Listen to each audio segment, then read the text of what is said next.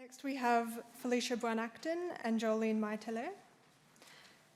Phylesha Brown-Acton is a Fakafifine woman and hails from Niue Island. She's the Executive Director of Fine Pasifika Aotearoa Trust. And speaking with her is Joeleen Maetele, who co-founded the Tonga Leitis Association in 1992 and is its Executive Director.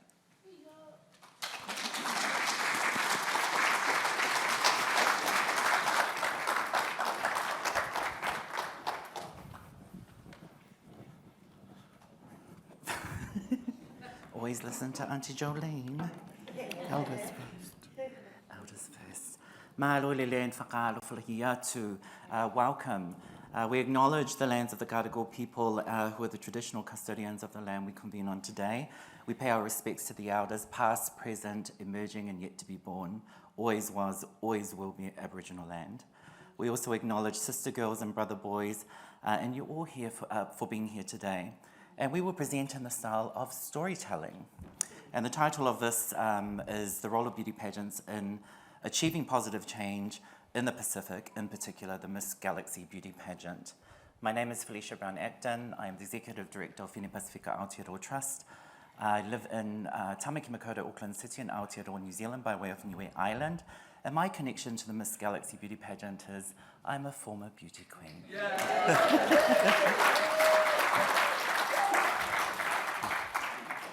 My name is Joeleen Maetele, the director and co-founder of the Miss Galaxy pageant and the director and the executive director of the Tonga Leitis Association, currently living in the beautiful islands of Tonga. And I'm a co-founder of the Tonga Leitis Association that started in 1992. This brief presentation offers insight into the role of beauty pageants as an enabling, creative, educational, and political platform for MVPFAFF+ and LGBTIQ+, rainbow, and queer community groups in the Pacific region, highlighting the Miss Galaxy pageant as the example. Rainbow peoples in the Pacific region face numerous barriers, including discrimination, prejudice, lack of access to education, employment, gender-affirming treatment, medical support, and much more. In 1992, it was unknown in any country in the Pacific region at the time to factor or include any financial resourcing or core budgeting for the needs of their MVPFAFF+, LGBTQ+, and rainbow queer and communities. In 1992, the Tonga Leitis Association was established, and in 1993, the Miss Galaxy beauty pageant started. This was a direct response to raising awareness to bring to attention the challenges faced by the Leitis in Tonga, and many might ask, why a beauty pageant? It was the best way, not just this beauty face over here, but the best way we could strategically provide ourselves with a platform that gave us opportunity to amplify voice and visibility by using creativity and showcasing the many talents of Leitis. It was the beginning of advocacy that challenged the social attitudes of social norms of non-acceptance of Leiti in Tonga, but was an opportunity to also provide education and awareness to build understanding about the Leiti LGBTQI+ communities in Tonga. In 1997, I began my journey as a volunteer for the New Zealand AIDS Foundation, now known as the Burnett Foundation. As our community, we're trying to understand why we were losing our Pacific gay brothers so quickly to HIV/AIDS. Beauty pageants in New Zealand in the 1990s were mainly situated in nightclubs. Nightclubs were utilised to build relationships with the business community, but also to engage our people in a less formal setting and away from the churches. I first attended the Miss Galaxy Beauty Pageant in Tonga in 2001 as a guest, the reigning Miss Gardenia New Zealand. I was amazed by the coordination of the pageant by the Tonga Leitis Association, but also by how well it was attended by hundreds of family members and people. It was such an affirming and safe space to be in. the atmosphere was filled with cheers of laughter, solidarity, tears, and celebration. There was a real sense of community, pride, and unity. I returned to Tonga and competed in the Miss Galaxy Beauty Pageant in 2004 because I was inspired by the purpose of the pageant and that it provided a platform for me to showcase my talents and my pride in my culture and also in being me.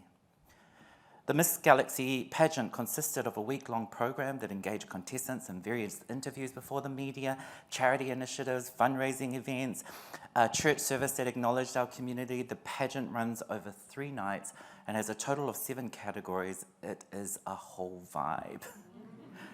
The Miss Galaxy pageant provided me with the platform to use the categories as an opportunity to speak to issues that impacted on my daily life, that brought attention to lived experiences of discrimination and lack of services of support that many of us faced, and also enabled myself and fellow contestants to convey how we wish to be treated and accepted within society, and to recognise that being othered was unacceptable. In 2004, I was crowned the 12th Miss Galaxy, and this was a catalyst to understanding my role as an ambassador for the pageant and the responsibility to advocate for many in our communities. The Miss Galaxy Beauty Pageant over the years has gained huge media interest globally, and we have had celebrities such as Minnie Driver and Pamela Stevenson Connolly attend, and I had the opportunity to also travel the world to talk about the efforts of the Tonga Leitis Association and to meet many famous people such as Sean Connery, Judi Dench, and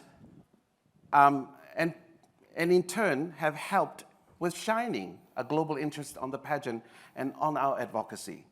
This was important to us because we could not get funding from our government, from any funding or development partners. Our bread and butter to survive was on the proceeds from the Miss Galaxy Beauty Pageant, raised year by year. The beauty pageants are often criticized, and many people critical of the overtly sexualizing of women's bodies. That was never the reason for the Miss Galaxy pageant. And it was absolutely about being a platform that empowered trans women and laity, enabling them to break down stereotypes and promoting acceptance and inclusiveness. Additionally, the Miss Galaxy Beauty Pageant served as a means of raising awareness and advocating for our non-existent rights. People who oppose beauty pageants can remain fixed in their opinions of beauty pageants. I'm here to express that without beauty pageants, in my life as a trans woman, I don't think I would still be living today. The 3 beauty pageants I have won have all contributed, thank you, have all contributed different lessons, affirmed and provided strong foundations, and allowed me to connect deeper with pride in my culture, language, greater connections, and amazing relationships with my family and my people. Rather than focusing on the physical beauty, the Miss Galaxy and many similar pageants across the Pacific use beauty pageants as a platform that centers art as politics. Beauty pageants have raised our voices to be political, to showcase our artistic talents, and to change the narrative. There is beauty in mobilizing our community to be educated. There is beauty in creating awareness. There is beauty in being political and in challenging conservatism. There is beauty in building relationships with our people. There is beauty in fundraising to provide resourcing for the needs of our communities. There is beauty in visibilizing our lived experiences. And there is no shame in using beauty pageants that are the life-saving platform for many communities throughout the Pacific who often have little to no funding to support their advocacy and work. Today, I'm the founder of the co-founder and executive director of the first ever Pasifika LGBTQI+, MVPFAFF+, rainbow and queer government-funded organisation in Aotearoa, New Zealand, which turns 10 next year. We provide education, employment, final order support, financial literacy, and health and advocacy services, and we have a research agenda.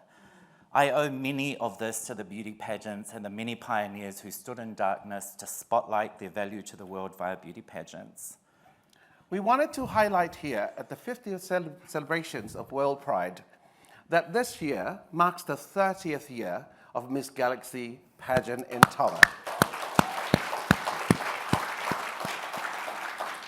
As a result of our self-funded efforts, the Miss Galaxy Beauty Pageant platform has provided, along with partners who have joined us along the way, by providing 72 full education scholarships for our ladies in Tonga who have advanced their skill in hairdressing, culinary, cuisine, chefs, human rights, nursing and healthcare, and much more. The proceeds have also contributed greatly to our establishing a community office, hub, paid staff, funding from multiple projects, enable our memberships to be on local, national, regional, and global decision-making tables. Mechanisms and in supporting efforts for advancing LGBTIQ+ rights globally, which includes the renewal of the mandate of the independent expert for SOGI issues. This presentation concludes that beauty pageants can be an effective tool for grassroots community mobilization and fundraising, and can positively impact the lives of LGBTQI+, MVPFAFF+, rainbow and queer community groups in the Pacific region by providing them with a source of support, empowerment, and invisibility. We thank you for listening to us today, and we invite you to join us at the celebrations of the 30th Miss Galaxy Beauty Pageant this year in Tonga physically, if you can, or online, in our efforts to continue to decriminalize laws that still prohibit and exclude our existence within the Pacific region, and our pursuit in also addressing climate change now and not tomorrow. Before we conclude, I do want to acknowledge also former Miss Universal Show Queen, Coco Chandelier, who is all the way here from Hawaii. And also Miss Galaxy. And a former Miss Galaxy. We've got Miss Joeleen Chan, who's a former Miss Sophia's, all the way from the American Samoa. We've got staff from also the Tonga Leitis Association that are here with us, the president of the Tonga Leitis Association, Samoa Fakafifine Association, Rainbow Pride Fiji, hi Pisa, famous, TikTok famous over there, Miss Beyonce, and all of these amazing Pacific activists who continue to use these platforms to not only nurture, develop, and inspire future generations of amazing people in their community, but to continue the pursuit to fight for justice, to be recognized before the law. And I encourage you at any point, please connect with them and support them in whatever capacity you can, or just come and share and be with us. Thank you very much for the opportunity. Mahalo, people.